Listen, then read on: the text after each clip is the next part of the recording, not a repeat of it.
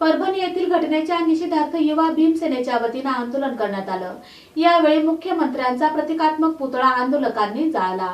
परभणी येथील डॉ. बाबासाहेब आंबेडकर यांच्या पुतळ्यासमोरील संविधान शिल्पाची विटंबना केल्याच्या निषेधार्थ युवा भीमसेना सामाजिक संघटनेच्या वतीनं महाराष्ट्राचे मुख्यमंत्री देवेंद्र फडणवीस यांचा पुतळा जाळून निषेध व्यक्त करण्यात आला। कोम्बिंग ऑपरेशन व महिला तसंच विद्यार्थ्यांना पोलीस प्रशासनामार्फत बेदम मारहाण करून त्यांच्यावर गुन्हे दाखल करण्यात आले आहेत। ते गुन्हे त्वरित मागे घ्या, अन्यथा महाराष्ट्रभर उग्र पद्धतीचं आंदोलन करण्यात येईल। या मागणीच्या अनुषंगानं हे आंदोलन असल्याचं यावेळी सांगण्यात आलं।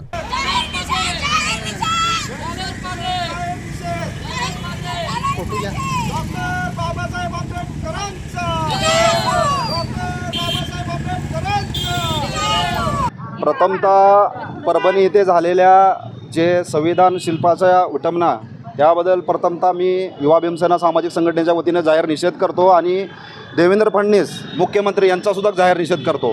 आज परभणी येथे ज्या संविधानावर पूर्ण देश चालतो त्या संविधानाची विटंबना होते आणि ते संतापजनक जर प्रतिक्रिया नोंदवत असतील कार्यकर्ते, त्या कार्यकर्त्याला होमिंग ऑपरेशन करून बाया, मुलं, विद्यार्थ्यांना रक्तबंबाळ करस्तोर या ठिकाणी पोलीस प्रशासनाने मारहाण केलेले आहे।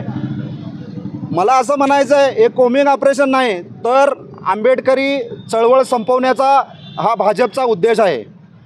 आज त्या ठिकाणी 50हून अधिक विद्यार्थी असेल, महिला असतील, यांना आरोपी बनवण्यात आलेला आहे।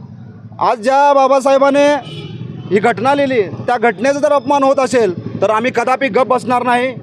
आम्ही याच्या पुढेही उग्र पद्धतीचं आंदोलन या महाराष्ट्रामध्ये करू। देवेंद्र फडणवीस मुख्यमंत्री यांचा पुतळा जाळून आम्ही आंदोलन केलं आहे। कारण का की ही जे बाप आहे ते त्यांचं एक स्टेटमेंट होतं, ते म्हणतात ते मनोरुग्ण आहे ज्यांनी ही घटना केली।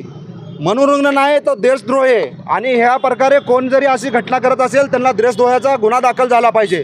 त्यांचे डोळे उघडावं म्हणून या ठिकाणी आम्ही त्यांचा पुतळा जाळून आंदोलन केलेलं आहे। युवा भीमसेनेचे संस्थापक अध्यक्ष महेश डोलारे, विकास गायकवाड, जुबेर शेख, हुसेन बागवान, मल्लू कांबळे, परशुराम आयगोळे, सविता भोसले आणि संघटनेच्या महिला व पुरुष पदाधिकारी यावेळी उपस्थित होत्या।